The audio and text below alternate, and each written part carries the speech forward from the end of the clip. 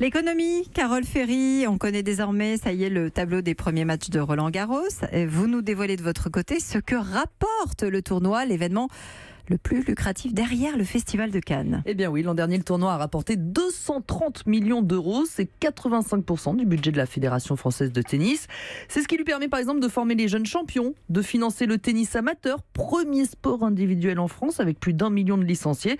Tout ça parce que le tournoi est organisé par la Fédération de tennis. Wimbledon, par exemple, est la propriété au contraire d'un club privé. Ouais, alors dites-moi, qu'est-ce qui rapporte le plus ? Eh bien d'abord, ce sont les droits télé. 37% du budget. France Télévisions et Eurosport ont les droits jusqu'en 2020. Ensuite, ce sont les sponsors, bien sûr, avec en tête le sponsor historique, BNP Paribas, partenaire depuis 40 ans.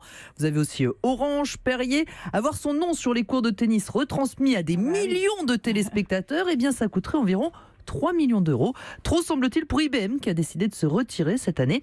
On continue. Derrière les droits télé et les sponsors, en troisième position, vous mettriez... A priori, la billetterie.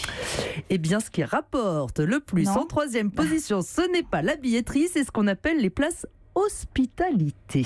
C'est-à-dire, Carole, des places où l'on accueille chaleureusement. Eh bien oui, en fait, en Avec gros, du c'est champagne, ça. c'est Exactement. Voilà. Ce sont les D'accord. places achetées par les entreprises pour leurs relations publiques. Leurs plus gros clients sont invités à boire en effet, Eva, un peu de champagne, à déjeuner, modération. à suivre des matchs. Oui, je vous ai entendu sur la liqueur. Alors, décidément, on parle beaucoup alcool ce matin. Alors, officiellement, on n'est pas là pour parler business. On parle tennis, vie privée. Disons que c'est l'occasion de créer un lien un peu différent, avec plus de confiance. Et au final, eh bien, il n'est pas rare, paraît-il, que des contrats soient signés dans les coulisses de Roland-Garros. Ce sont des places qui coûtent un peu plus de 200 € par invité les premiers jours, jusqu'à 3000 € pour la finale. Pour avoir une loge privative sur le court pendant 15 jours, le chèque s'élève à 86 500 €. C'est quand même le prix d'un petit appartement. Mais c'est du réseau, l'occasion d'avoir en quelques heures des rendez-vous que vous mettriez peut-être des mois à décrocher en temps normal. Et alors, la fameuse billetterie dont parlait Eva tout à l'heure, elle arrive en quelle position ? Juste derrière. C'est 14% du budget, avec des billets vendus entre 70 et 90 € les premiers jours, avec plus de 200 € pour la finale. Enfin, vous avez tous les produits logotés Roland Garros, pardon. Les t-shirts, habituez-vous, ça dure 15 jours. Ouais, c'est ça.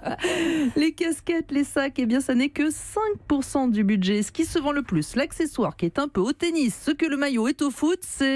La serviette. La serviette. Bravo pour s'éponger, il s'en vend jusqu'à 1000 pièces par jour. Et on va en reparler tout à l'heure à 8h15, puisque vous savez qui est l'invité de Patrick Cohen ce matin.